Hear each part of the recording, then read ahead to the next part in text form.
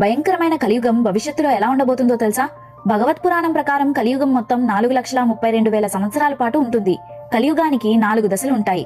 మొదటి దశలో మనుషుల ఆయుష్కాలం 100 సంవత్సరాలు, రెండవ దశలో 50 ఏళ్లకు తగ్గిపోతుంది, మూడవ దశలో 25 ఏళ్లు మాత్రమే బ్రతుకుతాడు, చివరి దశలో 12 ఏళ్లు మాత్రమే బ్రతికే స్థితికి వస్తాడు.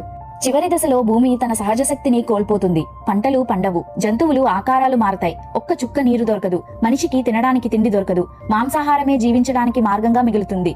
దేవుడి మీద నమ్మకం మానేసి నాస్తికత్వం పెరిగిపోతుంది. ధర్మం న్యాయం కనబడవు, అశాంతి దుర్మార్గం దేశాన్ని కమ్మేస్తాయి. మానవత్వం అనే మాట పూర్తిగా నశించిన రోజున మహావిష్ణువు కల్కి రూపంలో భూమిపై అవతరిస్తాడు. కేవలం 3 రోజుల్లో కలిదేవుణ్ణి సంహరిస్తాడు. భూమిపై ఉన్న దుష్టులను నిర్మూలిస్తాడు, ధర్మాన్ని పునరుద్ధరిస్తాడు. ఆ తరువాత 12 సంవత్సరాల పాటు ఆకాశం నుంచి వర్షం కురుస్తుంది. భూమి అంతా నీటితో నిండిపోతుంది. అప్పుడు 12 సూర్యుల వేడి భూమిపై పడి ఆ నీరు ఎండిపోయి ఒక కొత్త యుగం మొదలవుతుంది. అదే సత్యయుగం.